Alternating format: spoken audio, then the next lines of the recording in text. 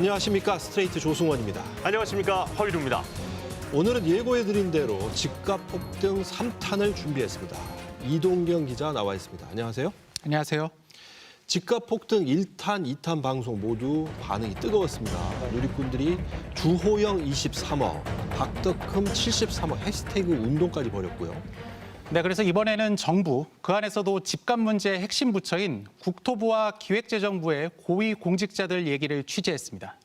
이 국토부는 건설 마피아, 그리고 이제 또 기획재정부는 이제 모피아 뭐 이런 얘기가 있습니다. 이 정부 부처 중에 마피아 소리를 듣는 건 이제 이 두 개 부처 정도 되는 것 같은데, 네. 어떤 얘기인지 상당히 궁금한데요. 네, 그 취재는 잠시 뒤에 전해드리기로 하고요. 먼저 지난 방송에 등장했던 이 주호영 국민의힘 원내대표 얘기부터 해보겠습니다. 주호영 원내대표 지난 방송 보니까 집 한 채 갖고 있는 게 뭐가 문제냐고 화를 내고 전화까지 끊으시던데 얘기거리가 더 있나 보죠? 네, 이 주호영 원내대표는 원래 집을 2채 가지고 있다가 올해 초에 하나를 팔아서 지금은 한 채만 가지고 있는 게 맞습니다. 그런데 그 한 채가 좀 특별합니다. 그래요? 예. 네, 이 강남 알짜 재건축인데요. 저희가 취재를 해보니까 17년 동안 한 번도 살지 않은 것으로 확인됐습니다. 한 번도 거주한 적이 없다. 네. 그럼 이 거주 목적이 아니라 이 투자 목적으로 강남 재건축 아파트를 샀다는 겁니까? 지금부터 그 얘기를 한번 보시겠습니다. 서울 대치동 음마아파트. 1979년 완공된 41년 된 아파트. 4,424세대의 대단지입니다. 1999년 음마아파트는 재건축을 처음으로 추진하기 시작합니다. 당시 재건축 기준연한은 완공된 지 20년이었습니다. 2002년 추진위원회 결성, 그해 시공사 선정도 완료, 출발은 순조로웠습니다. 당시에는 서울 아파트값이 폭등하던 시기였습니다. 음마아파트도 2000년 2억대 초반에서 2003년 6억 원대로 3배 폭등했습니다. 재건축이 추진되고 있는 서울 강남구 대치동 음마아파트 가격은 최근 하루 자고 나면 1,000만 원 정도씩이 올라 그렇게 아파트값이 폭등할 때 주호영 국민의힘 원내대표는 음마아파트를 샀습니다. 2003년 5월이었습니다. 주 원내대표는 대구 토박입니다. 학교도 모두 대구에서 나왔고 20년 판사 경력 대부분 대구에서 일했습니다. 2003년 초 사직한 뒤 변호사 개업도 대구에서 했습니다. 그 직후 가장 뜨겁다던 서울의 알짜 재건축 아파트를 구입한 겁니다. 105제곱미터, 구입 가격은 6억 5천만 원. 전세 2억 2천만 원을 끼고 구입했습니다. 본인과 가족은 계속 대구에 살았습니다. 1년 뒤인 2004년, 주호영 원내대표는 한나라당 공천을 받아 국회의원에 당선됐습니다. 여의도 생활이 시작된 겁니다. 하지만 음마아파트로 들어가지 않고 대신 서울 동부이촌동에 전세를 얻었습니다. 3년 뒤에는 서울 방배동 아이파크 125제곱미터로 옮겼습니다. 2009년 주호영 원내대표는 이명박 정부 책임장관으로 발탁됐습니다. 당시 인사청문회에서도 이 문제가 거론됐습니다. 이 음마아파트에는 실제로 매입은 2003년 5월 5일 날 하셨는데 그 이후에 본인 가족도 그렇고 아들, 자식, 자녀분들도 그렇고 한 번도 사신 적이 없거든요. 그렇습니다. 예. 그러면 이 음마아파트는 왜 샀습니까? 여러 사람들이 형편이 되면 애들도 서울에 학교를 보내야 되고 하니 집을 하나 마련하는 게 좋겠다고 평소에 저들도 늘 그런 생각을 가지고 있어 살던 집 바로 옆에 했는데 저들 형편이 그래서 그 당시 33평이었습니다. 그래서 사놓고 애가 그때 고등학생이고 이래서 바로 서울 쪽으로 진학을 하면 가려고 했는데 아시다시피. 하지만 그 이후에도 음마아파트에 거주한 적은 한 번도 없었습니다. 주호영 원내대표가 6억 5천만 원에 구입한 음마아파트는 이후에도 계속 폭등해 2007년 13억 원까지 올랐습니다. 하지만 2008년 글로벌 금융위기로 아파트 값이 꺾였습니다. 순조로워 보이던 재건축도 벽에 부딪혔습니다. 재건축 방식을 두고 집주인들 사이에 갈등이 불거지면서 조합 설립이 계속 무산됐습니다. 그 시기 주호영 원내대표는 2013년 2월 8억 4,800만 원의 음마 아파트를 처분했습니다. 10년 보유하고 차익은 2억 원 정도, 고점보다 4억 정도 떨어진 가격이었습니다. 과연 실패한 투자였을까? 그런데 음마 아파트를 판 지 18일 만인 2013년 2월 26일 주호영 원내대표는 곧바로 다른 재건축 아파트를 구입합니다. 반포주공 1단지 140제곱미터. 초대형 재건축 기대주였습니다. 지은 지 40년 된 저층 아파트. 부지가 워낙 거대해 재건축을 하면 엄청난 수익이 기대되던 곳입니다. 구입 가격은 19억 1천만 원. 전세 7억 원을 끼고 샀습니다. 이번에도 거주하지는 않았습니다. 주호영 원내대표가 음마 아파트에서 반포주공 1단지로 갈아탄 2013년. 음마 아파트는 재건축 추진이 지지부진했지만 반포주공 1단지는 조합 설립을 목전에 두고 있었습니다. 가격도 2배 넘게 차이가 났습니다. 재건축 추진 속도도 빠르고 덩치도 커서 더 큰 수익을 기대할 수 있는 물건이었습니다.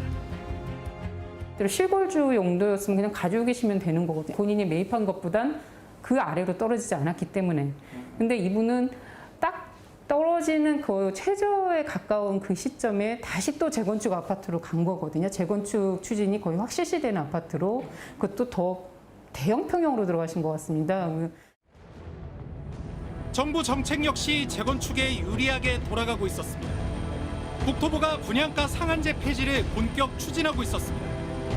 분양가 상한제가 폐지되면 분양가를 높게 받을 수 있어서 조합원들이 큰 이익을 얻을 수 있습니다. 반포주공 1단지는 2013년 하반기 재건축 조합 설립에 성공했습니다. 그리고 1년 뒤인 2014년 12월 국회는 재건축 특혜 부동산 3법을 통과시켰습니다. 분양가 상한제 폐지, 초과이익 환수 3년 유예, 조합원 한 사람당 아파트 3채까지 허용. 주호영 원내대표는 세 법 모두에 찬성표를 던졌습니다. 반포주공 1단지는 세 법의 혜택을 모두 받게 됐습니다. 그 뒤 가격은 어떻게 됐을까? 반포주공 1단지의 실거래가 추이 그래프입니다. 주호영 원내대표가 매수한 시점은 거의 최저점이었습니다. 매수 직후부터 반등이 시작돼 7년 내내 폭등했습니다. 현재 시세는 43억 원, 7년 만에 24억 원이 올랐습니다. 그 사이 2009년 주호영 원내대표는 서초동 대형 아파트로 전세를 옮겼습니다. 삼풍백화점이 무너진 자리에 지은 165제곱미터짜리 고급 주상복합 아파트 아크로비스타였습니다. 6년 뒤에는 용산 대우월드마크로 또 옮겼습니다. 낡은 재건축 아파트는 구입만 해놓고 대신 고급 주상복합 아파트를 옮겨다니며 살았습니다. 11년 전 주호영 원내대표는 투기라고 하면 억울하다고 말했습니다. 그때나 지금이나 이 음마 아파트는 재건축 기대에 부풀어 있었기 때문에 어떻게 보면 개발이익을 염두에 두고 이거 사신 거 아닙니까? 솔직히 말해서. 음마 아파트가 재건축 대상이라는 것은 공지의 사실이었기 때문에 그것 자체가 거래 가격에 다 이미 반영이 돼 있었습니다. 그래서 살지 않은 건 맞지만은 제가 지금 집 한 채밖에 없거든요. 그래서 가격이 올라갈 수 있을 것이라는 정도의 예상은 하지만 그걸 무슨 투기라 이래 하는 건 이제 억울합니다. 스트레이트는 주호영 원내대표의 입장을 듣기 위해 전화를 걸었습니다. 하지만 질문을 다 끝낼 수 없었습니다. 음마 아파트랑 반포주공 아파트 재건축 실거주 문제 좀 저희가 취재를 하고 있는데 음마하고 반포 가지고 계시는 17년 동안 나는 스트레이트 상대로 소송을 내놓았기 때문에 네네. 그 보도 자체가 편파적이라서 소송을 내놓았기 때문에 더 이상 취재 안 나가겠어요. 다시 보도 나면 또 소송 내겠어요. 네, 아니, 네, 사실과 다르면 소송을 내셔도 되는.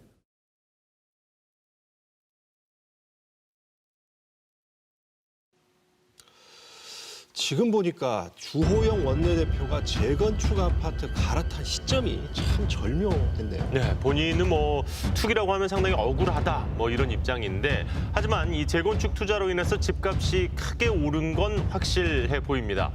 그리고 이제 본인이 찬성표를 던졌던 부동산 3법이 이 집값이 오르는데 한몫을 했고요. 그런데 거주하지 않고 전세 끼고 아파트 사는 게 뭐 불법은 아니잖아요. 많이들 그렇게 하고요. 물론 불법은 아니죠. 그런데 이 주호영 원내대표가 지난 7월 이 뉴스데스크에 출연해서 한 말이 있습니다. 이 시점에서 다시 한번 들어볼 필요가 있을 것 같은데요. 거주 목적이 아닌 주택 소유는 문제가 있다고 보고 있습니다. 그런데 예를 들면 지역구 의원이 서울에도 주거가 필요하고 지역구에도 필요한 두 채 이런 것은 크게 비난 대상이 돼서는 안 된다고 보고 있거든요. 그러니까 이제 본인이 이 거주 목적이 아닌 주택 소유는 문제가 있다. 뭐 이렇게 얘기를 했네요. 예. 전세 끼고 아파트 사는 걸 보통 갭 투자라고 하잖아요. 이게 집값 폭등 원인 가운데 하나인 거고요. 네, 특히 재건축 아파트가 그런 경우가 많습니다. 이 강남 재건축을 산 사람들의 3분의 2가 이른바 갭 투자자였는데요. 그 실태를 취재했습니다. 서울 서초구 신반포 2차 아파트. 2003년 재건축 추진위원회가 설립됐습니다. 하지만 재건축 방식을 놓고 소유주들의 의견이 갈라져 17년째 조합 설립을 하지 못하고 있습니다. 재건축 추진이 사실상 중단됐던 겁니다. 그런데 지난 7월 말 극적인 변화가 일어났습니다. 갑자기 소유주 75% 이상의 동의를 받아 다음 달 조합 창립 총회를 열기로 한 겁니다. 2주도 채 안 걸렸습니다. 각 동에 1층에서 몇 층까지 나눠가지고 집중적으로 공략했지. 실제 집주인도 많이 안 사시잖아요. 외부 찾아보려고 전화번호를 해갖고.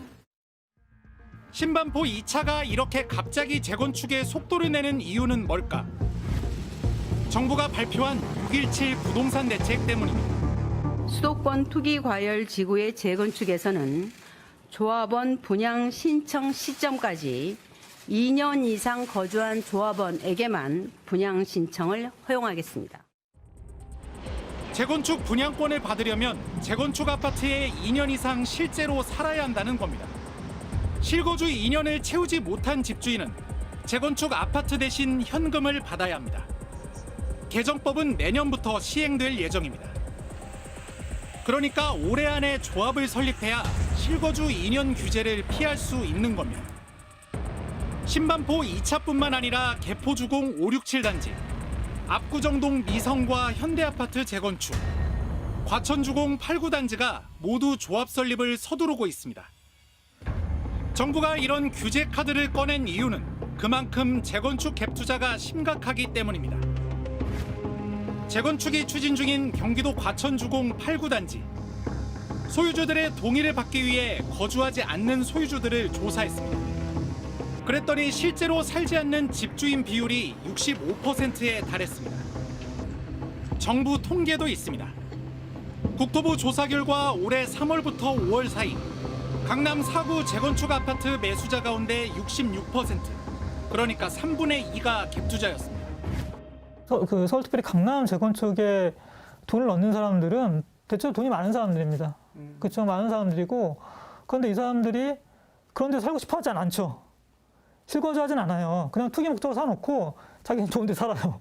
그렇죠? 예. 거기 녹물 나고 막 이러잖아요. 주차장도 불편하고.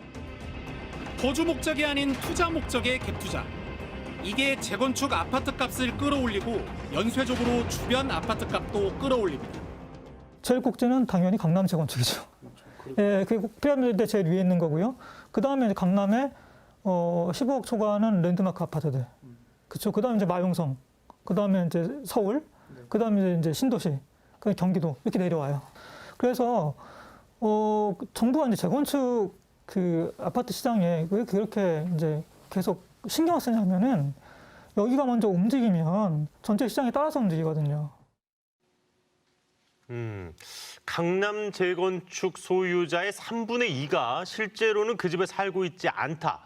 야, 이 정도면 이건 뭐 집이 아니라 완전히 재건축 펀드인데요, 펀드. 예. 네. 음마 아파트 상황은 더 심해서 집주인이 실제로 거주하는 비율이 10명 중에 2명꼴이라고 합니다. 10명 중에 2명이요? 2명이요. 이런 실태를 보면 아파트가 삶의 공간이 아니라 투기 수단으로 변질된 것 같습니다. 네, 저게 단지 주호영 원내대표만의 문제가 아니네요. 예, 다들 그렇게 한다는 거잖아요. 저희가 이 문제를 다루는 건 특정 정치인을 콕 집어서 비난하려는 게 아닙니다. 다만 투기 수단으로 변질된 강남 재건축 아파트 시장에 유력 정치인과 고위 관료들까지 뛰어드는 현실은 참 안타깝습니다. 네, 그래서 집값 폭등 1, 2탄이 국회의원들의 얘기였다면 오늘은 집값 정책을 담당하는 국토부와 기획재정부 고위 관료들을 취재했습니다. 사실 이 두 부처는 이 정부 부처 안에서도 가장 힘이 센 곳들인데 어떤 내용인지 궁금하네요. 네, 2014년 12월 통과된 재건축 특혜 3법. 그 중에서도 핵심은 분양가 상한제 폐지였는데요. 당시 국토부가 어떤 역할을 했는지 취재했습니다. 노무현 정부 마지막 해인 2007년 9월 분양가 상한제가 시행됐습니다. 2000년대 들어 계속되던 집값 폭등이 조금 꺾이긴 했지만 여전히 집값은 오르고 있었습니다. 2008년 1월 이명박 대통령이 당선인 신분으로 새해 첫 기자회견을 열었습니다. 집권 첫 기자회견. 부동산 규제 철폐부터 꺼내들었습니다.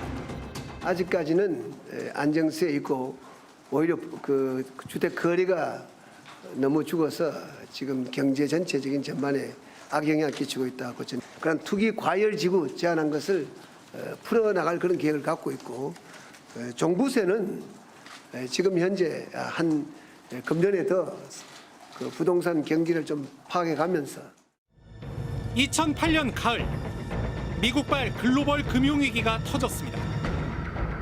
집값이 10년 만에 처음으로 떨어지기 시작했습니다. 2008년 3월 10억 초반에 거래된 대치동 음마아파트는 그해 12월 7억 원으로 3억 정도 떨어졌습니다. 2009년부터는 본격적으로 분양가 상한제 폐지가 추진되기 시작합니다. 먼저 총대를 맨 건 집권 여당인 한나라당. 분양가 상한제 폐지, 전매 제한 폐지, 초기 과열지구 지정 폐지, 이 세 가지를 정부에 요구합니다. 지금같이 실물 경기가 얼어붙은 상황에서 부동산 시장을 정상화시키기 위해서 부동산의 3대 규제 완화가 필요하다는 입장입니다. 여당 의원들은 분양가 상한제 폐지 법안을 즉각 국회에 발의했습니다. 그러자 국토부가 기다렸다는 듯이 가세했습니다. 당시 법안심사 소위 회의록. 민영 택지에 대한 분양가 상한제 조항이 도입되고 나서 그것 때문에 지금 주택 공급이 상당히 지연되고 있습니다. 민영 택지에 대해서 분양가 상한제를 폐지하는 것이 타당하다고 생각을 하고요. 분양가 상한제를 시행한 지 2년 만에 국토부가 스스로 폐지를 주장한 겁니다. 건설업계 수건이던 분양가 상한제 폐지. 국토부의 요구도 집요해졌습니다. 가격 규제라는 게 정상적인 시장에서 그걸 절대 하면 안 됩니다. 공산품도 아니고 농산품도 아닙니다. 주택이란 부분은요. 2012년 19대 국회가 출범했습니다. 이번에는 국토부가 먼저 총대를 맸습니다. 분양가 상한제 폐지, 다주택자 양도세 중과세 폐지, 재건축 초과이익 환수제 폐지, 이 세 가지를 들고 나왔습니다. 다주택자 양도세 중과제도와 분양가 상한제 폐지, 재건축 초과이익 부담금 부과 중지도 19대 국회에서 조속히 입법화되도록 정부 입법 절차를 추진해 나가겠습니다. 이 발표 다음 달 국토부는 직접 법안을 국회에 제출했습니다. 분양가 상한제를 폐지하는 것, 이것에 대해서 반대하는 것은 대개 집값 상승이나 부동산 거품이 좀 생긴다든가 또 일부 소수 땅 부자만을 위한 대책이라든가 등등 여러 가지 사실 우려의 목소리를 많이 제기를 해왔어요. 위원님하고 이해가 완전히 다른 것 같은데요. 민간이 시장에서 공급하는 어떠한 상품, 제품도 가격 규제를 하지 않습니다. 그런 가격 규제가 되고 있는 물품이 제가 알기로는 거의 없습니다. 아마 이게 뭐 사회주의 국가에서는 그렇게 할 수 있을 겁니다. 재건축 초과이익 환수 유예법은 국회를 통과했지만 야당의 반대로 이번에도 분양가 상한제는 간신히 살아남았습니다. 박근혜 정부는 부동산과 건설업으로 경기를 부양하겠다는 확고한 의지를 드러냈습니다. 2014년 최경환 경제부총리는 각종 대출 규제를 모두 풀었습니다. 빚을 내서라도 집을 사라고 정부가 부추긴 셈이었습니다. 거의 모든 규제가 다 풀려버리고 이제 남은 건 분양가 상한제뿐. 국토부가 다시 나서서 국회를 압박하기 시작했습니다. 내부적으로는 그 부분이 지금 분양주택을 공급하는 데 있어서 제약점으로 작용하는 부분들은 상당히 있는 것으로 알고 있습니다. 결국 2014년 12월 분양가 상한제 폐지법이 국회를 통과했습니다. 재건축 초과이익은 3년 더 유예, 재건축 조합원에게 최대 3주택까지 분양 허용도 함께 통과됐습니다. 재건축 특혜 3법이 드디어 완성된 겁니다. 이번에 의결해 주신 주택 3법은 경제 활성화를 위한 중점 법안으로서 앞으로 주택시장 정상화에 많은 도움이 될 것으로 기대하고 있습니다. 주택시장 정상화에 많은 도움이 될 거라던 부동산 3법. 그 결과 재벌 건설사들과 강남 재건축 단지들에서 수천억 원 돈잔치가 벌어졌습니다. 전체 수주액은 160조 원을 돌파했고 건설사들의 민간 부분 수주액은 단 1년 만에 70% 폭등했습니다. 강남발 집값 폭등이 그렇게 시작됐습니다. 이 공산품도 농산품도 아니고 이 주택이니까 가격 규제를 하면 안 된다. 아니 오히려 이게 우리가 사는 집이니까 규제를 좀 해야 되는 거 아닙니까? 가격 규제는 사회주의 나라들이나 하는 거다라는 장관의 말도 참 그렇습니다. 집은 기본권 문제잖아요. 네. 그리고 또 따지고 보면 전기, 수도, 가스, 대중교통까지 어느 정도 규제를 하잖아요. 네, 국토부 홈페이지를 보면 자기들 4대 임무를 적어놨습니다. 보편적 주거 복지를 통한 서민 주거 안정의 실현, 이렇게 돼 있습니다. 보편적 주거 복지, 서민 주거 안정 이런 게 시장에만 맡겨둔다고 되겠습니까? 그런데도 왜 국토부가 저러는지 이해가 안 되네요. 한마디로 답하기는 어렵지만 몇 가지 단서들은 있는데요. 지금부터 그 얘기를 한번 보시겠습니다. 서울 강남구에 있는 대한건설협회. 대형 건설사들의 이익단체입니다. 현대건설, 삼성물산, GS건설, 포스코건설 등 웬만한 재벌 건설사들이 모두 회원사입니다. 이곳의 2인자는 정병윤 상근 부회장, 국토부 고위관료 출신입니다. 국토정책국장과 청와대 비서관, 국토도시실장을 역임했고 2015년 국토부 업무 전체를 총괄하는 기조실장까지 올랐습니다. 퇴임하고 2017년 11월 건설협회 부회장이 됐습니다. 정부 고위관료에서 건설업계 이익단체 2인자로 변신한 겁니다. 정병윤 부회장, 올해 2월 국토부로 찾아가 탄원서를 제출했습니다. 정부가 부실공사를 한 건설사에게 벌점을 더 강하게 부과하는 제도를 입법 예고하자 반대하고 나선 겁니다. 탄원서를 받은 오른쪽 사람은 국토부 기술안전 정책관, 정병윤 부회장의 국토부 후배입니다. 정 부회장은 방송에도 출연했습니다. 규제 완화가 이제 특혜다 이런 인식 때문에 그럴 수도 있다고 생각을 듭니다만은 그 특혜를 해소하면은 규제 완화가 진짜 돈 한 푼 안 들이고도 경제를 활성화시킬 수 있는 정책 수단이거든요. 그래서 그 부분에 대해서는 좀 더 열린 마음으로 접근을 해주셨으면 합니다. 이뿐만이 아닙니다. 대한전문건설협회 상임부회장은 대전지방국토관리청장을 지낸 윤왕로 씨, 대한주택건설협회 상근부회장은 서울지방국토관리청장을 지낸 서명교 씨, 한국주택협회 부회장은 건설정책국장을 지낸 김형렬 씨입니다. 역시 재벌 건설사들의 이익단체인 해외건설협회. 최근 10년간 회장들의 면면을 봤더니 박기풍, 최재덕, 이재균 회장이 모두 국토부 차관 출신입니다. 가격 규제는 사회주의 국가나 하는 일이라며 분양가 상한제 폐지에 앞장섰던 권도엽 국토부 장관. 그런 가격 규제가 되고 있는 저 물품이 제가 알기로는 거의 없습니다. 아마 이게 뭐 사회주의 국가에서는 그렇게 할 수 있을 겁니다. 건교부 관료 출신으로 차관까지 지낸 뒤 김앤장 고문으로 갔습니다. 장관이 되기 직전까지 한 달에 2,500만 원을 받고 김앤장을 위해서 일했습니다.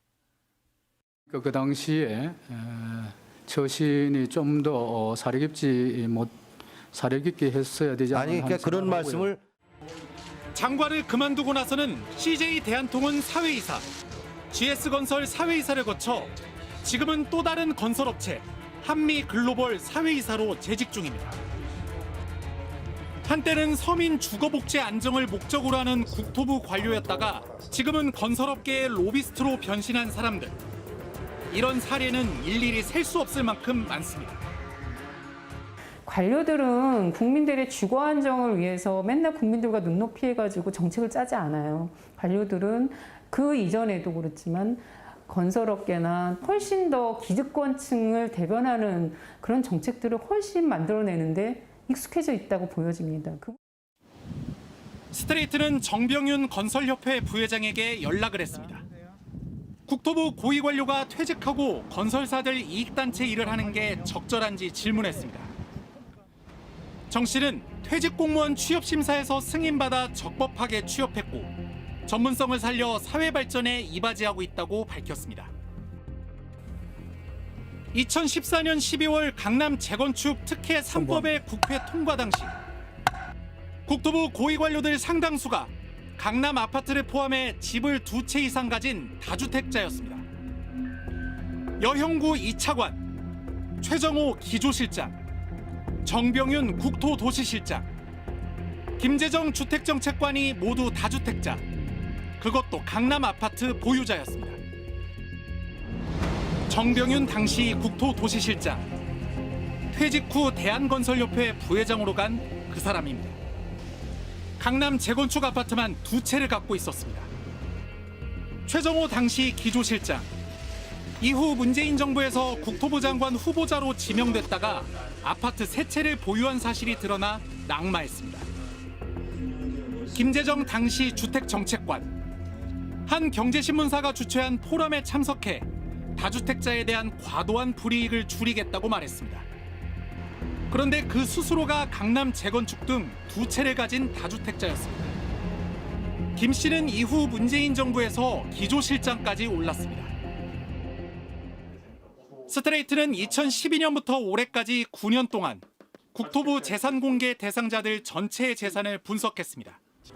전체 294명 가운데 다주택자는 124명으로 전체의 42%나 됐습니다. 강남 아파트 소유자는 99명으로 전체의 34%였습니다. 집값 정책을 담당하는 또 다른 부처 기획재정부도 분석했습니다. 2012년부터 올해까지 9년 동안 기재부 재산공개 대상자 129명 가운데 다주택자는 47명으로 전체의 36%였습니다. 강남 아파트 소유자는 68명으로 전체의 53%였습니다. 이런 숫자는 현 정부 들어서도 크게 달라지지 않았습니다. 2018년부터 올해까지 문재인 정부의 국토부 재산공개 대상자 89명 가운데 다주택자는 36명으로 40%, 강남 아파트 보유자는 25명으로 28%였습니다. 기획재정부는 재산공개 대상자 37명 가운데 다주택자는 12명으로 32%, 강남 아파트 보유자도 12명으로 32%였습니다.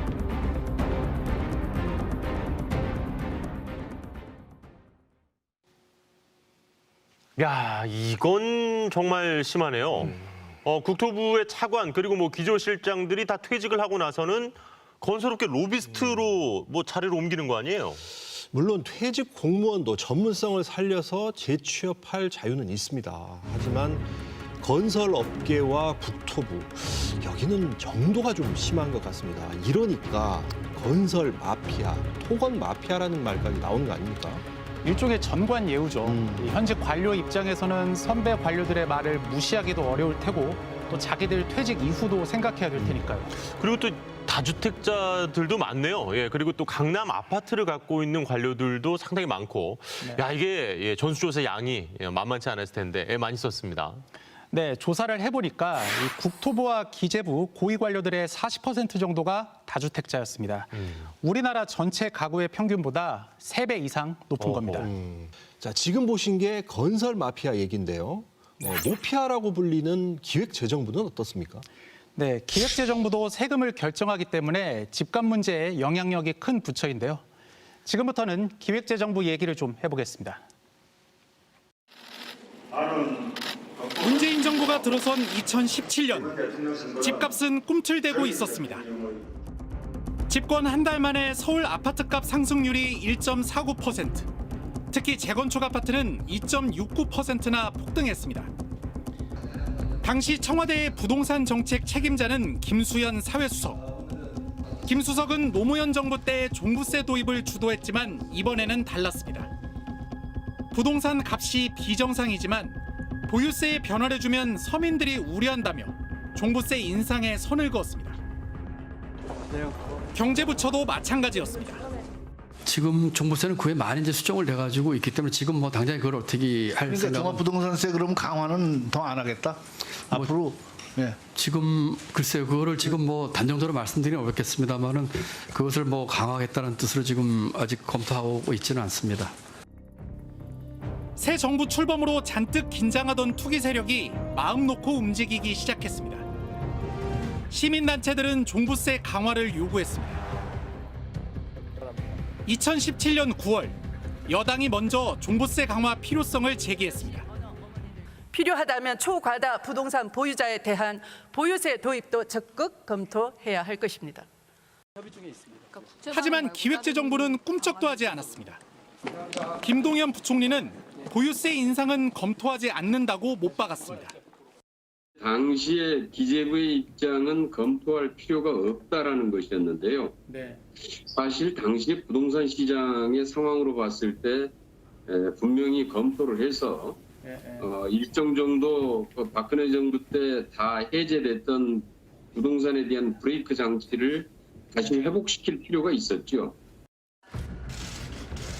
그해 12월 기획재정부는 종부세 강화 대신 오히려 임대주택 사업자에게 세금 혜택을 주겠다고 발표했습니다. 임대주택 사업자로 등록하면 취득세와 종부세는 물론 양도세까지 최대 85%를 깎아주는 파격적 혜택이었습니다. 이 혜택은 박근혜 정부 때 시작돼 2017년 12월 일몰제로 종료될 예정이었습니다. 그런데 집값이 폭등하던 바로 그때 기재부는 이 혜택을 3년 더 연장해주겠다고 나선 겁니다. 기본적으로 이제 조세 관련한 거니까 기재부가 최종 결정 권한을 갖고 있다고 봐야죠.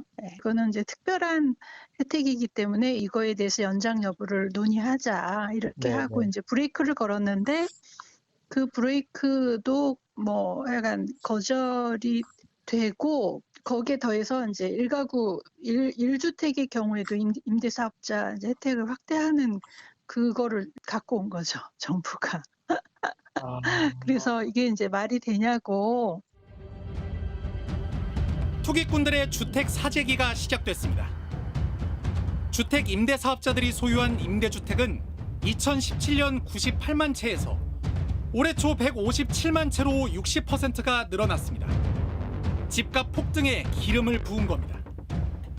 해를 넘긴 2018년 7월 계속 집값이 오르자 대통령 직속 재정개혁특별위원회가 소집됐습니다. 종합부동산세 인상 방안이 올라왔지만 이번에도 기획재정부가 반대했습니다.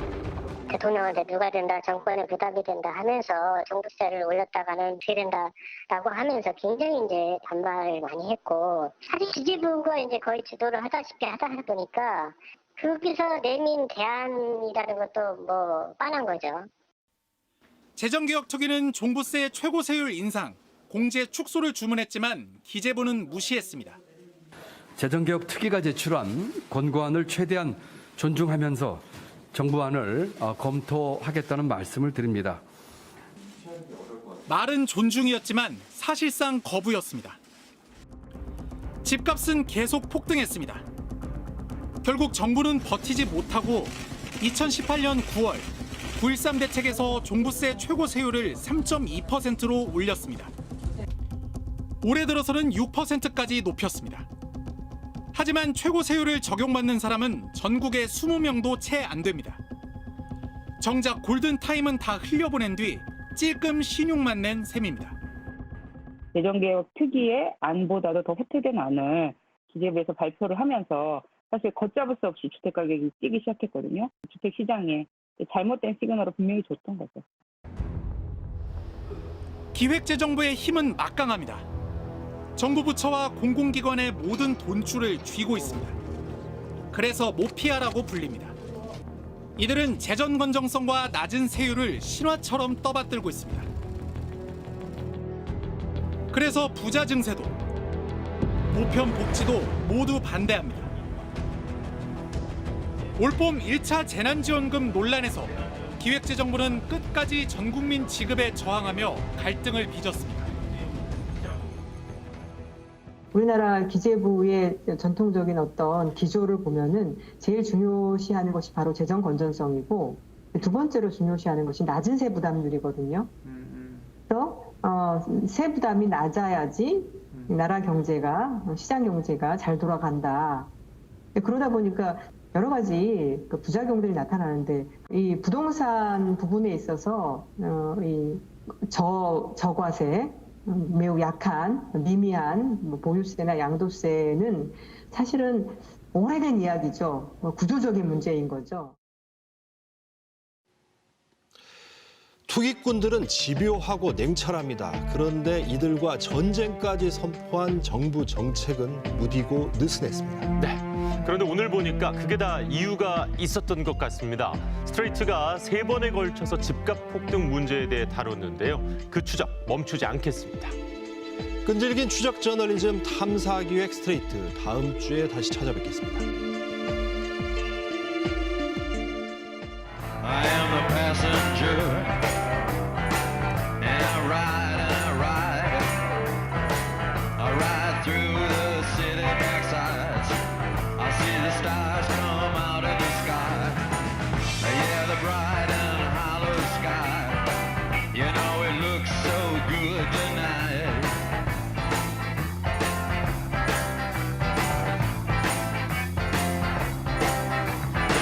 I am the passenger. I stay under glass. I look through my window so bright. I see the stars.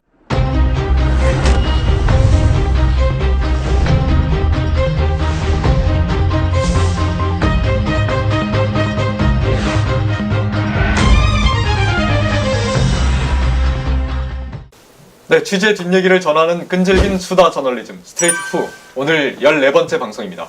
야. 네, 저희가 방송에서 마스크 쓰는 게 예의는 아니지만 지금 사회적 거리두기 2.5단계가 또 일주일 연장됐잖아요.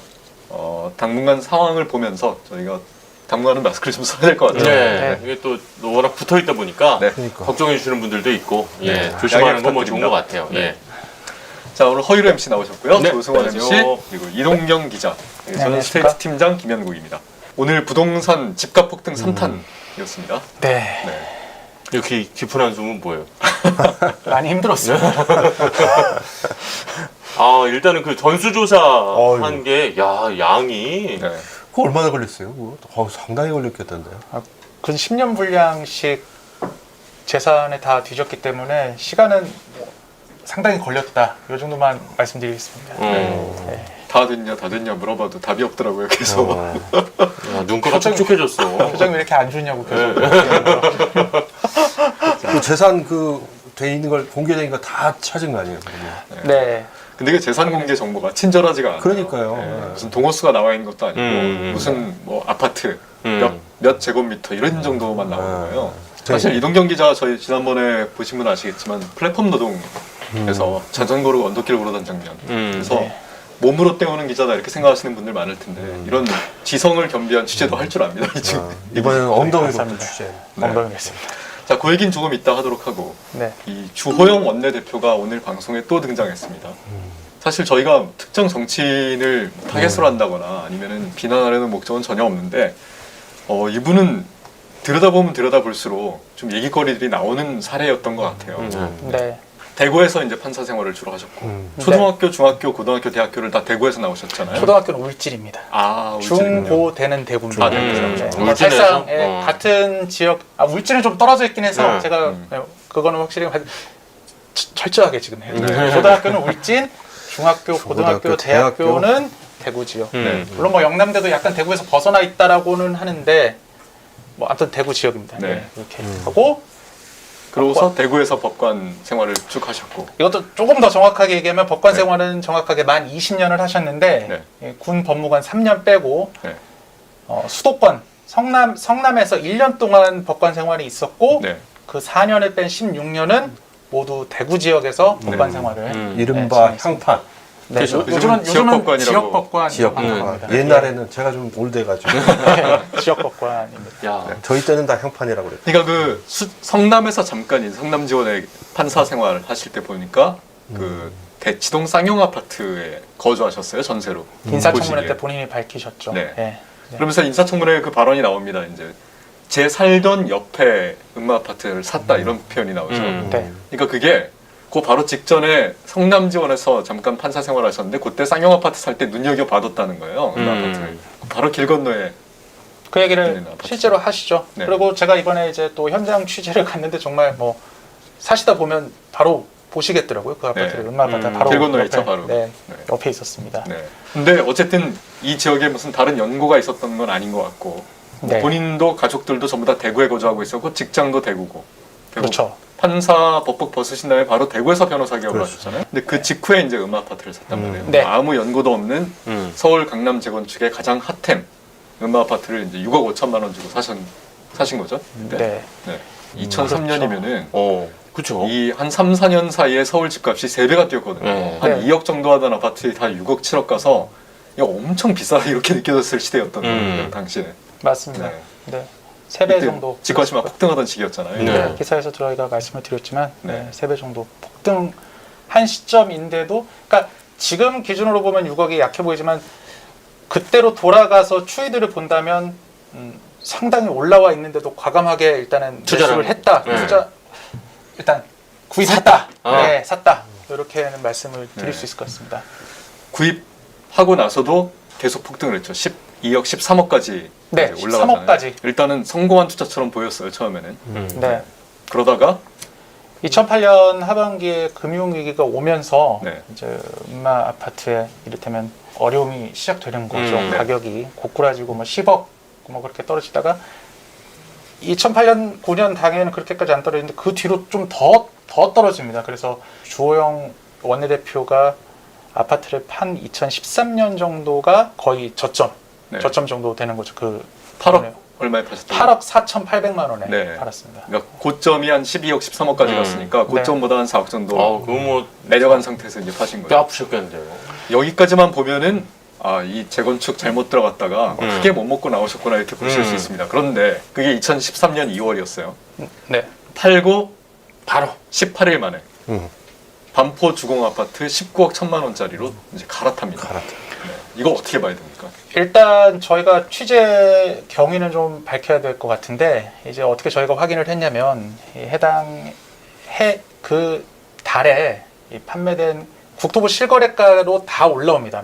며칠 날 얼마에 시가로 얼마에 사고 팔았는지가 다 나오는데 주호영 원내대표의 재산 공개상에 나와 있는 뭐 판매 가격, 구입 가격과 정확하게 일치하는 날짜들이 있습니다. 그래서 음마 아파트는 2월 8일 날 매도를 했고 반포주공 1단지는 18일 뒤인 2월 26일 날 딱 주호영 원내대표가 구입한 19억 1천만 원의 기록이 딱 그날만 딱 있습니다. 그러니까 그게 주호영 원내대표가 매수한 것일 거다.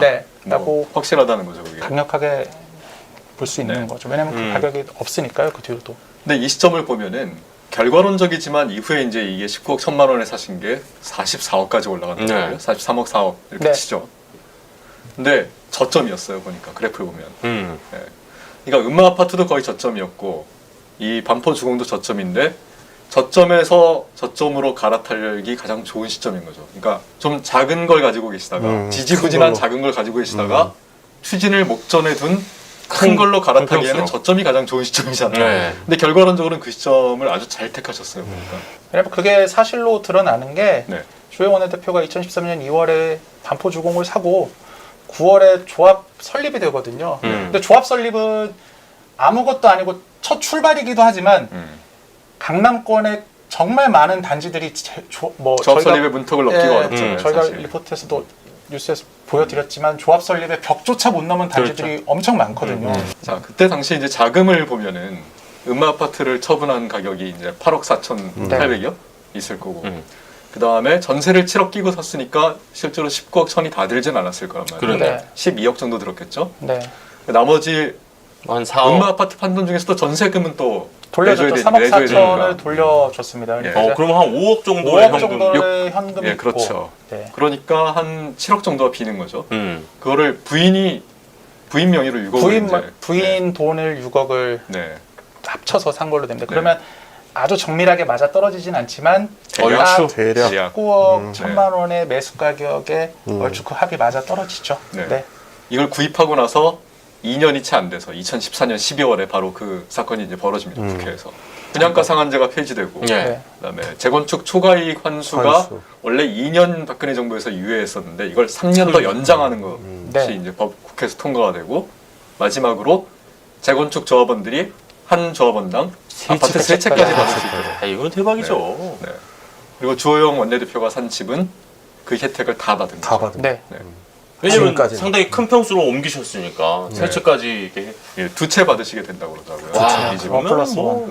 네.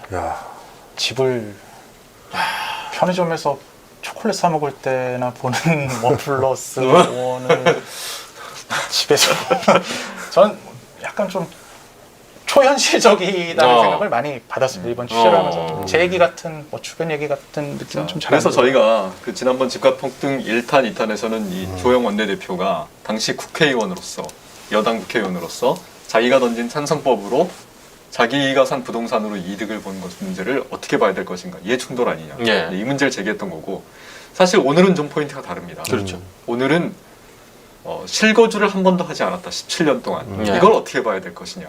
그렇죠. 뭐 어느 경우도 사실 엄밀하게 말하자면 불법이 아니죠. 우리 사회에 이걸 법으로 규제하지 않습니다. 이 집이 거주의 수단이 아니라 투자의 수단으로 변질되는 거 아닌가. 실제로 들어가 살지도 않을 집을 이렇게 사는 것에 대해서 어떻게 봐야 됩니까?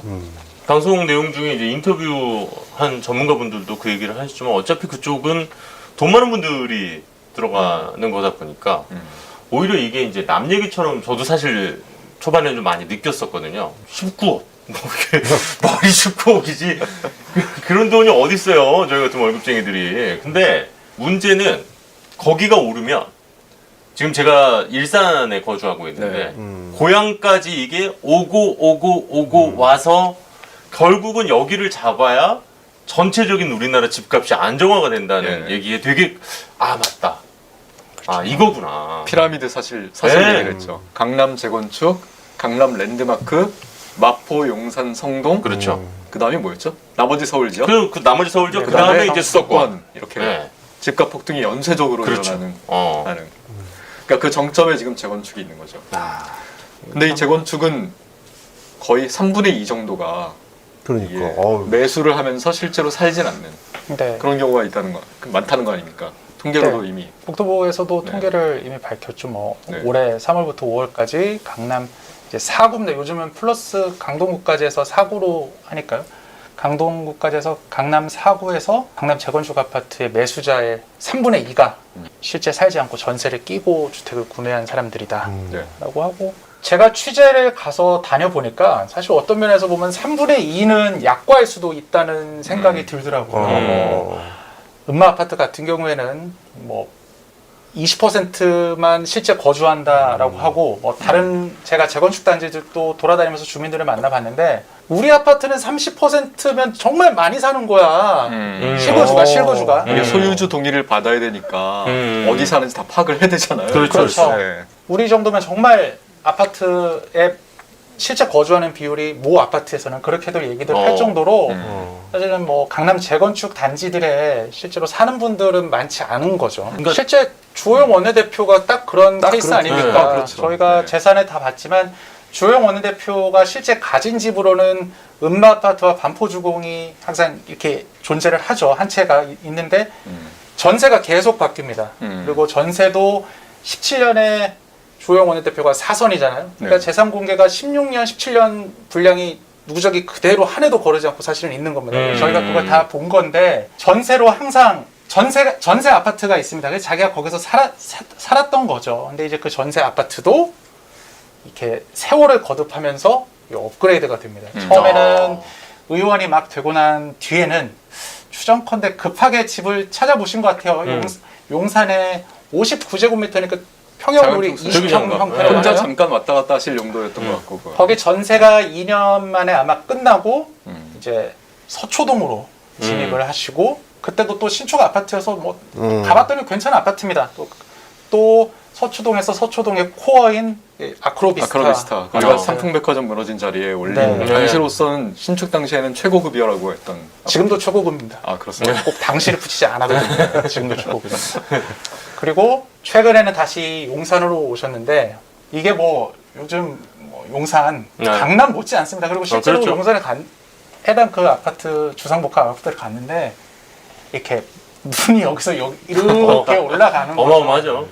저도 여기 사시는구나. 그래서 음마 반포주공 1단지는 실거주가 없는 분이셨던 거죠. 네. 그러니까 그럴 수밖에 없겠다는 생각도 사실 하는 게, 그러니까 있는 분들이 거기는 이제 나중에 투자 목적인지 모르겠지만 어쨌든 재개발이 되면 많은 돈이 되니까 갖고는 있어야 되고.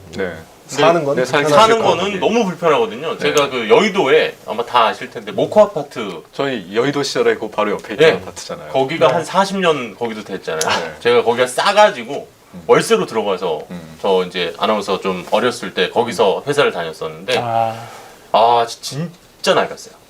그리고 복도식으로 돼 있고 너무 불편한 점이 많고 벌레 많고 막 이제 이런 지점들이 있기 때문에 집주인들은 거기 안 살더라고요. 근데 그 조그만 아파트가 그때 당시에도 뭐 거의 10억 원이 넘었다. 뭐 살려면 그런 전세는 싸고 전세는 엄청 싸고 전월세는 진짜 싸고. 저희가 실거주를 강화하는 정부 정책에 대해서도 다뤘지만 사실은 저희가 평가는 유보했죠. 이 정책이 옳으냐 그르냐를 말하고 싶었던 건 아닌데 다만 제가 취재를 하면서 느낀 거는 오죽 재건축이 이 아파트 가격의 정점이고 여기가 불에 타고 있고 가격이 불타고 있고 이게 오죽 잡히지 않았으면 나중에 이 아파트가 재건축돼서 분양을 받을 때 그러니까 그 분양권을 받으려면 2년 실거주 의무까지 넣었을까 정부가 오죽하면 그 극약 처방까지 했을까 그런 생각이 들더라고요. 그게 그다지 극약 처방이라고 느껴지지도 않네요. 저는 지금 상황을 보면 사실 1가구 1주택 양도세를 이제 깎아주잖아요. 그것도 2년 거주 요건이 예전에 다 있었죠.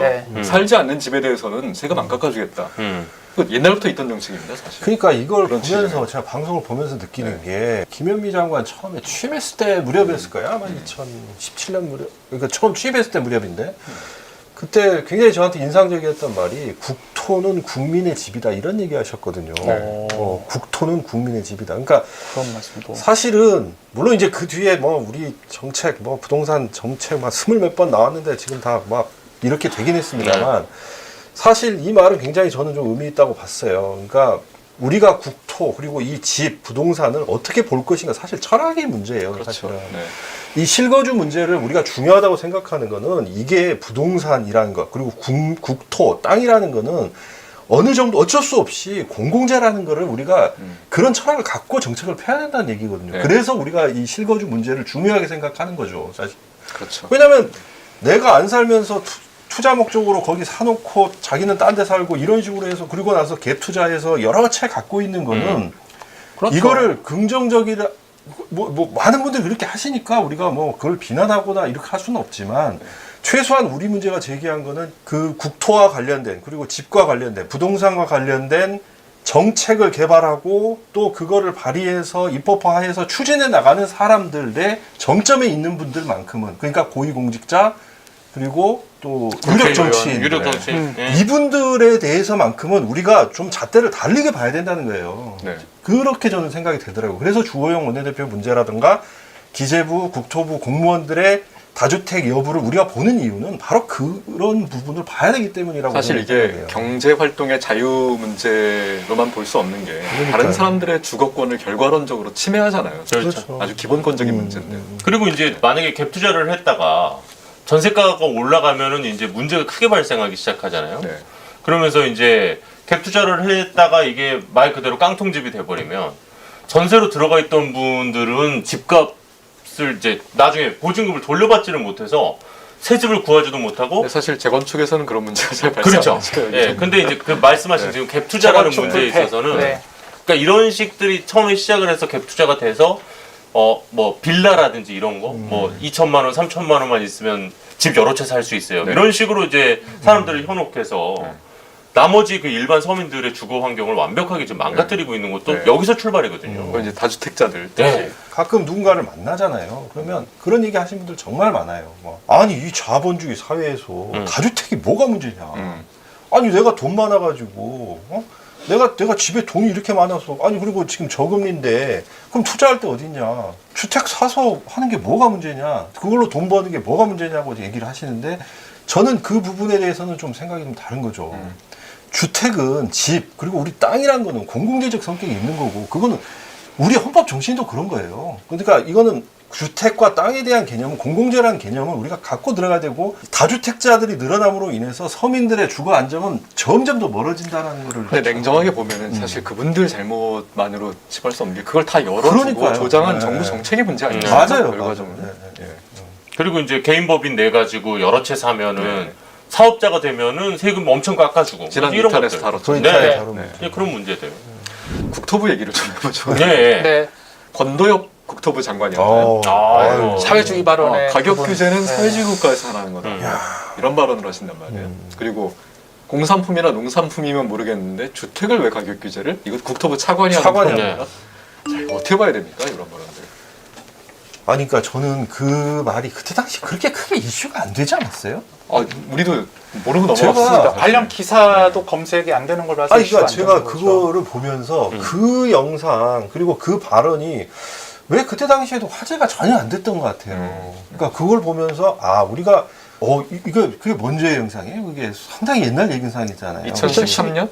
12년, 13년, 12년, 13년 그때 영상인데 그때 당시에 그 정도 발언도 전혀 화제가 안 되고 넘어갔다는 것도 저는 지금 보면 그렇잖아요.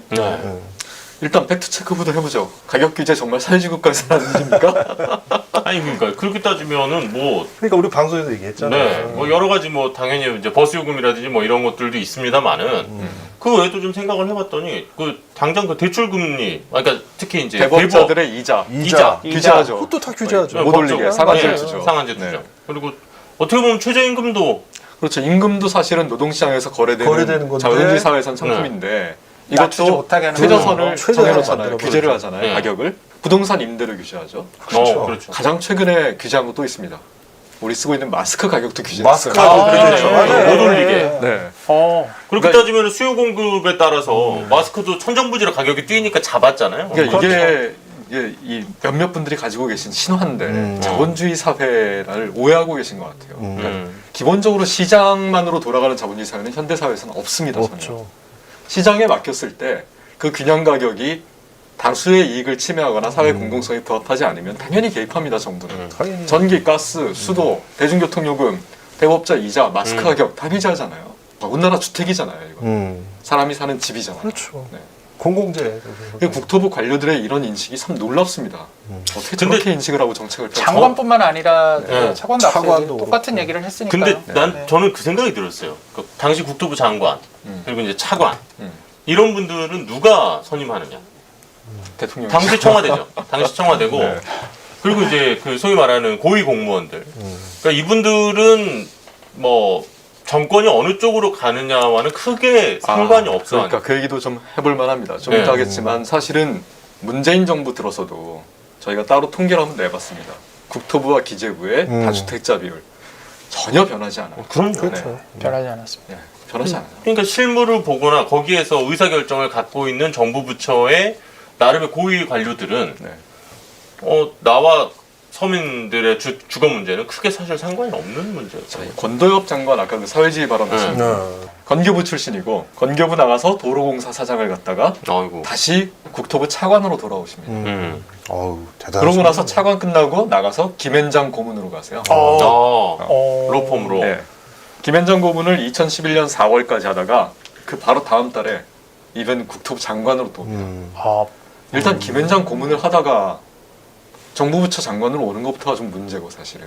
청문회 때 그 얘기가 안 나왔었나? 잠깐 나왔었다고 하죠. 근데 뭐 제가 사려 입지 못하다고 또 넘어갔단 말이에요. 그때도. 더 재밌는 건 장관을 그만두고 나서 그 이후에도 CJ 대한통운 사회이사, GS건설 사회이사, 한미글로벌 사회이사. 여기도 건설사입니다. 한미글로벌도 건설사예요? 이름이 뭐 그렇게 안 생겼는데 여기도 건설사입니다. 건설업체입니다. 어떤 회사입니까 여기는? 일단 기본적으로 건설업체다 보니까 재건축, 재개발, 뭐 리모델링 기본적으로 하고요. 네. 해외 건설 수주. 해외 건설하고 일반 건설들이 하는 거를 다 한다고 보시면 됩니다. 한미 글로벌이라는 게 또 건설 회사 이름이 글로벌이 붙었기 때문에 이제 해외 사업 쪽에 좀 더 강점이. 그러니까 우리가 지금 방송에서 보여드린 게 국토부 고위 관료를 지내고 퇴직하고 나서 건설사들의 이익 단체 일종의 로비스트로 가는 걸 이제 쭉 보여드렸는데. 그렇죠. 이 권도엽 장관의 이력을 보면은 그걸 넘나들었어요. 왔다 로비스트 갔다 했다가 왔다 장관 갔다. 차관 왔다가 또 로비스트 갔다가 장관 왔다가 여기 있다가 떠나서 로비스트 요게 아니라 왔다 갔다. 아니 이런 분이 정부 장차관 하시고 고위 관료 하면은 이게 제대로 정책이 펴질까 참 이 신뢰를 얻을 수 있을까 이 정책이. 그렇죠. 의문이 신뢰. 듭니다 정말. 네. 근데 국토부는 정말 심하더라고요. 그러니까 뭐 거의 그 다음 자리가 정해져 있는 것처럼. 그러니까 차관은 어느 자리, 뭐 기조실장은 어느 자리 이런 식으로 정해져 있는 것 같아요. 거의. 기존 뭐 법조계 전관 예우 뭐 이런 거 손색 없게 정말 제가 기사를 쓰는데 단체들이 너무 많아서 이름도 또 엇비슷한 단체들이 너무 많아요. 무슨 협회 주택건설협회가 있고 주택협회가 따로 있고 전문 건설협회, 한국 주택건설협회, 그냥 주택협회도 있는 거죠. 그렇죠. 그러니까 이제 기사들이 제가 보면서도 쓰면서도 헷갈려가지고 그리고 다 그 단체들의 자리 아주 요직마다 다들 상임 부회장, 상금 부회장, 부회장으로 아예 마련해 두고 있는 거예요. 그러니까 거기가 보면은 예전에 저도 좀 취재하다 보니까 그러더라고. 이 거대한 이 건설업계에 4대 메이저 협회가 있잖아요. 4대 메이저 협회가 있고 그 중에 원탑, 투탑을 다루는 데가 한국주택협회인데 이 한국주택협회가 이제 쉽게 말하면 그 거대한 그 주택업계 중에 빅4 중에 빅1탑이에요. 원이나 투나 정도 되는데 투에서 들으면 기분 나쁠 수도 있겠네. 근데 하여튼 이 한국주택협회 구성을 보면 재밌어요. 그게 회장은 건설업계 수장들이 돌아가면서 해요. 맞습니다. 네. GS 뭐 이런 사람도 있잖아요. 건축하는데 딱 뭐냐면 부회장 자리를 딱 그 용도로 놔두는 거예요. 국토부 퇴직관료. 그래서 역대 한국주택협회 부회장 한번 쫙 검색해 보세요. 전부 예외 없어요. 관료 출신. 다 국토부 관료. 국토부 관료 오는 자리예요. 사실은 이걸 막으려고 퇴직 공무원의 취업을 제한하는 제도도 그거 있잖아요. 공직자 일법도 있죠. 이거 다 피해간 겁니까 그러면? 실제 그런 사례를 이번에 제가 취재를 한 거죠. 그 보도에서도 나왔지만 다뤘지만 이 정병윤 대한건설협회 상금 부회장님 기조실장으로 국토부 공무원 생활을 마친 뒤 2년 만에 건설협회 부회장으로 이게 갔어요. 원래 3년 아니에요? 3년입니다. 3년인데 2년이 채 안 돼서 가셨죠. 그러니까 어떻게 이렇게 빨리 갈 수 있는 거예요? 본인 설명은 그렇습니다. 이게 예외 조항이 있거든요. 직무 연관성이 없는 경우에는 이 3년 제한에 걸리지 않는다. 3년 내에도 갈 수 있다. 그걸 이제 취업 심사를 거쳐서 그거를 승인 심사를 거쳐서 승인을 받아야만 갈 수 있어요. 그걸 받았다라는 걸 저한테 강조를 하죠. 그러면은 여기서 우리가 좀 궁금해지는 거는 승인을 못 받은 사람도 과연 있을까? 거의 없을 것 같은데요. 제가 느끼기에는. 이동경 기자 한번 취재하고 추적하겠습니다. 좋은 소재. 과연 승인 거절을 받은 사람은 그 비율이 몇 퍼센트나 될까? 또는 그 직무 연관성을 좀 너무 좁게 해석하는 게 아닌가라는 생각이 들어요. 사실 국토부 기조실장이면 국토부의 예산, 인사, 뭐 장차관 다음으로 기획조정이니까. 아니 대부분의 모든 회사의 기조실이 그렇죠.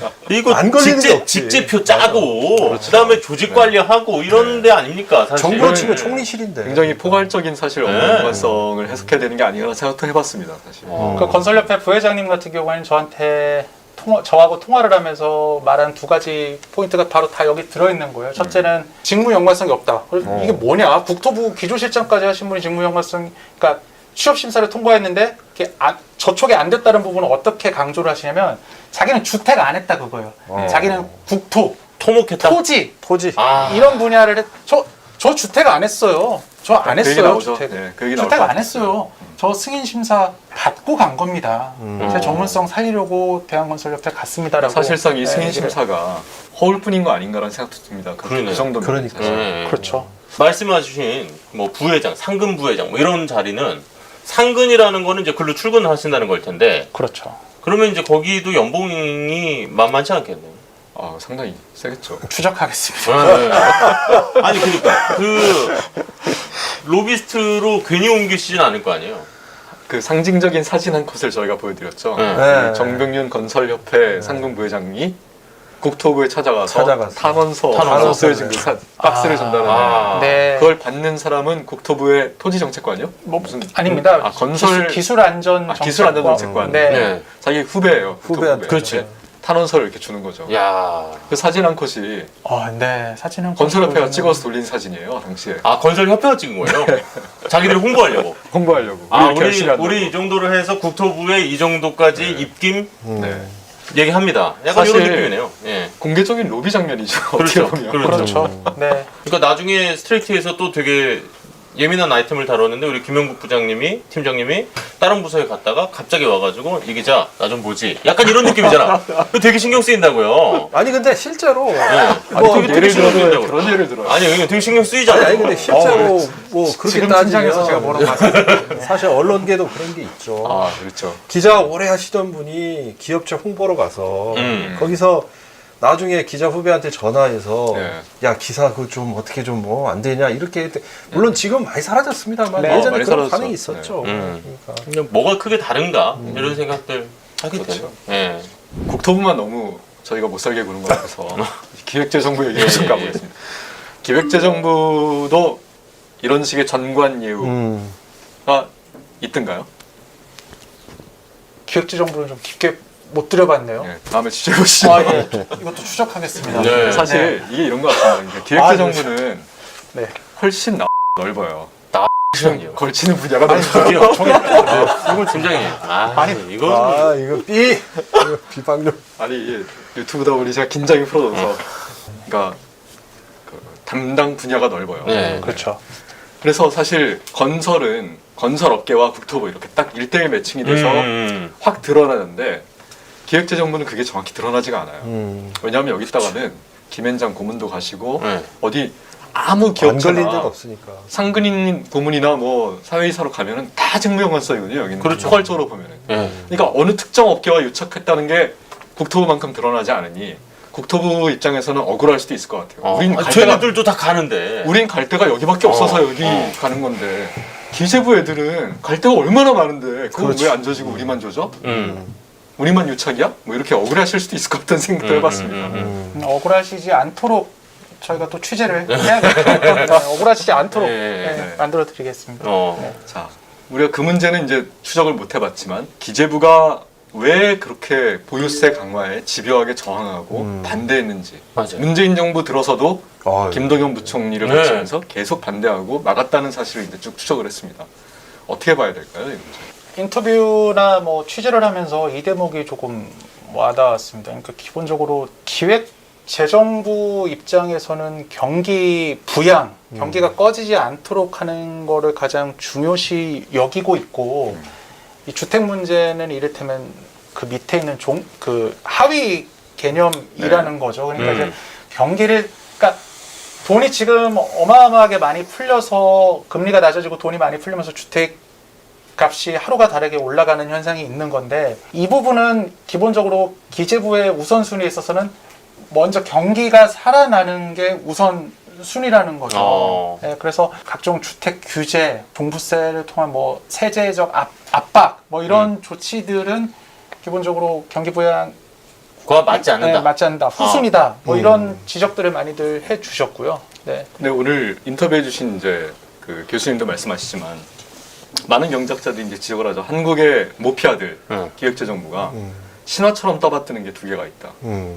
하나는 재정 건전성, 또 하나는 낮은 세율. 예, 세금 그렇죠, 높이면은 경기 확 꺼지고 큰일 날 것처럼. 그러니까 경기 꺼지는. 그러니까. 근데 사실 특히 이제 코로나19 사태 때문에 더더욱 그렇지만 이 공공부문이 경제에서 좌우하는 정도가 굉장히 커지잖아요. 사실. 그렇죠. 예, 지금 취업이 안 되잖아요. 일자리 못 늘리잖아요. 거의 유일하게 늘리고 있는 분야가 공공 분야잖아요. 사실. 그렇죠.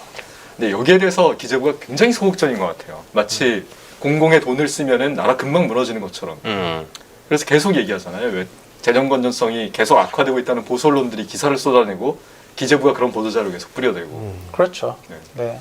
지금 일단 특히 그 추경과 관련해서도 그렇죠. 상당히 지금 반대가 많았었잖아요. 그리고 지금 태풍이 연달아 오면서 이 수해복구 지역이라든지 특별 재난 지원이라든지 이런 곳에 또 사실 돈이 나가야 되는데 추경 또 얘기를 했더니 코로나 때문에 이미 다 땡겼어서 우리 돈 없다. 이러다가 나라 망한다. 뭐 자꾸 이제 이런 식으로 얘기를 하는데 생각해보면 OECD에서 그 국가부채 비중이 우리나라가 그렇게 높은 편이 아니더라고요. 네.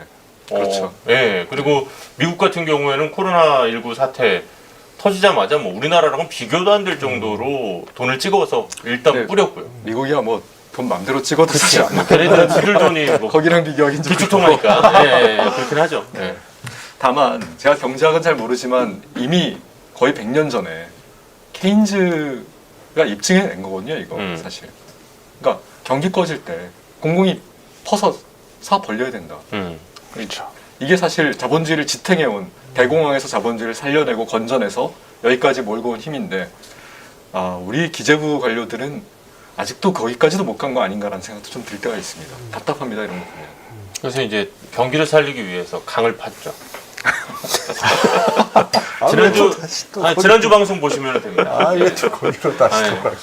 지난주 방송 한번 보시면 강을 팠더니 어떻게 됐는지 아실 수 있습니다. 다시 보기 가능하거든요, 유튜브에서. 예. 아니, 근데 참 이 문재인 정부도 아까 뭐 김현미 장관이 국토는 국민의 집이다 이런 말을 했지만 철학은 있었을지 모르겠지만 맞아요. 그동안 정책은 실패에 가깝다고? 예, 정책 수단이나 관료들을 휘어잡고 뭔가 밀고 나갈 수 있는 실력 준비가 돼 있지 않았던 것 같은 느낌이 많이 듭니다. 아까 조수원 MC가 클로징에서도 말씀하셨지만 투기꾼들은 죽자 살자 덤벼드는데 그럼요. 정부는 너무 느슨하게 슬금슬금 대처한 게 아니라 더디고 무디고 느슨하고. 느슨하고. 네.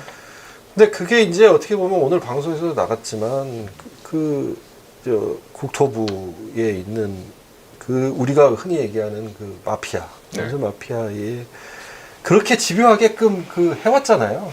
그게 상당히 좀 영향을 주지 않았나. 그리고 이렇게 해서 결국 문재인 정부 얘기 나왔으니까 말씀입니다만 23번? 23번 내놨잖아요. 23번 내놓고 이 모양 되고 연끌이란 말 나오고 할 정도 되면 이거는 자명한 거죠.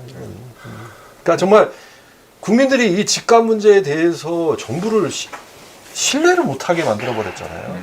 그러니까 이거는 일관성도 없었고 좌충우돌 계속하면서 이건 뭐 비난받아 마땅하다고 봅니다.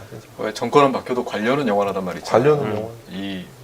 이렇게 쉽게 휘둘릴 수 있다는 걸 다시 한번 좀 보게 되는 것 같습니다.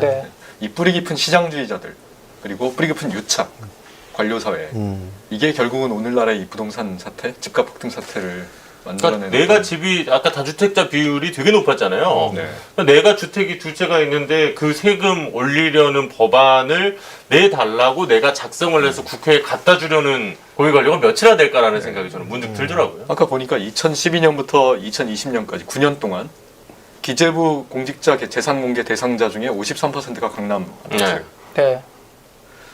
이분들 머릿속에서 사실 서민을 위한 주거 정책 나오기 쉽지 않을 것 같다는 생각도 듭니다. 물론 뭐 명확한 인과관계를 입증하기 쉽지 않겠지만 그것은. 국민들과 눈높이 자체가 고위 공무원들은 다르다라는 생각을 하게 됐고 이번에 많은 논란들 뭐 고위 공직자 뭐 다주택 현황이라는 걸 통해서 아 저들은 우리가 좀 다 다르구나라는 걸 알게 된 것 같아요. 그래서 저는 그런 생각 들어요. 일부 요즘 정치인들이 그런 얘기를 하던데 저는 그거에 좀 동감합니다. 그러니까 이제 집값 문제는 아니 영끌이란 말이 나올 정도가 됐으면 이제 이 집값 문제는 국토부에서 뭘 할 수 있는 상황인가라는 회의가 좀 들어요. 그러니까 이제는 국토부뿐만 아니라 뭐 국토부 기재부 이런 식으로 맡겨놓을 게 아니라 이제는 정말 행안부부터 시작해서 관련 부처 모두 다 모아가지고 총리가 아예 저걸 손을 한번 좀 잡고 나가든지. 이 정도면 지금 청와대 사령탑이 그러니까 뭔가 지금 뭔가 태스크포스를 완전히 구성을 해서 나가야지 지금처럼 그냥 국토부에 맡겨서 거의 전권을 국토부에다 주는 식으로 가서는 이거는 안 될 것 같아요. 답이 없을 것 같다는 생각이 요즘은 들어요. 뭐 대충 할 얘기 다 나온 것 같은데. 그렇네요. 그거 이동경 기자 되게 미안한데 이제 막 취재 끝내고 온 사람한테 그건 정말 우리 전관 그거 승인 심사 반려가 얼마나 됐는지 그건 진짜 눈동자 흔들리는 거 잡히나요? 그건 진짜 우리가 한번 한번 추적해 보시죠. 네, 재밌는 취재가 될 것 같아요. 시어머니가 늘었어요. 재밌는 취재가 될 미안합니다. 수고했다고 말만 해놓고 아니 선배가 이번 기회에 다 한번 알아봐요. 그러니까 뭐 아니 그 해수부도 해피하라고 부르고 뭐 우리가 하잖아요. 그러니까 뭐 저기요 제가 교육부는 팀장이거든요. 해피하라고 그러니까 거기 한번 다 한번 알아봐요. 그 승인 팀장님 흐뭇하신 것 같아요. 지금 표정이. 승인 심사 과연 필요한가? 뭐 진짜 승인 심사는 내가 볼 때는 한번 해봐요, 진짜. 이게 한 10%도 안 될 것 같은 불길한 예감이네요. 10%. 네, 심각합니다. 아 근데 조영 원내대표 전화 통화하는 내용 보니까 스트레이트 상대로 이미 소송을 냈다 이렇게 말씀하시네요. 근데 저희가 법무팀에 확인을 해보니까 아직 저희를 상대로 소송이 제기된 건 없어요. 물론 소장을 접수했는데 저희한테 아직 송달이 안 됐을 수 있고. 송달이 안 됐어요. 네, 그랬을 곧 수 올 있죠. 겁니다. 그렇죠. 예. 마음에 준비하고 있어야 되는 그럼요. 거죠. 뭐 사실과 다른 얘기는 없었으니까요. 저희 보도에서. 네. 철저하게 취재했으니까요. 네. 그러면 뭐 이번에도 이번 방송 보시고 또 하나 더 보내시면은 저희가 아니 억울하신 점이 있다면 뭐 소송 아니라 사실은 인터뷰를 충분히 해주시면 인터뷰를 해주시면은 반론을 반영했을 텐데 그 점도 좀 아쉽더라고요. 네, 인터뷰 전화 그냥 끊어버리시던데. 그러게요. 말씀을 좀 해주셨으면 했는데 뭐 편파적이라고만 하시니까 저는 사실관계를 뭐 철저하게 확인하고 다 봤다는 점을 거듭 말씀드립니다. 소장 접수되면 또 스트레이트 후에서 보여드릴게요. 보여드리겠습니다. 자, 여기까지 하시죠. 네, 여기까지 할까요? 이동경 기자 진짜 오늘 전수조사 고생 많았어요. 다시 한번 진짜 애썼습니다. 마음이 편치가 않네요. 강렬을 들으면서도. 저희가 늘 끝에 이 구독, 좋아요 부탁드리는데 네네. 두 가지를 좀 더 부탁드려야 되겠다는 생각이 듭니다. 본방사수. 본방사수. 저희 일요일 밤 8시 25분입니다. 네. 본방도 많이 시청해 주시고 그다음에 본인만 구독, 좋아요 누르지 마시고 주변 지인들한테도 스트레이트 진짜 괜찮더라. 공정하게 잘 보도하더라. 구독, 좋아요, 추천 많이 해주시다. 자, 허유로 아나운서께서 구독, 좋아요, 알림 설정까지 꼭 좀 부탁드리겠습니다. 자, 오늘 여기까지 하겠습니다. 고생하셨습니다. 다음 주에 뵙겠습니다. 다음 주에 뵙겠습니다.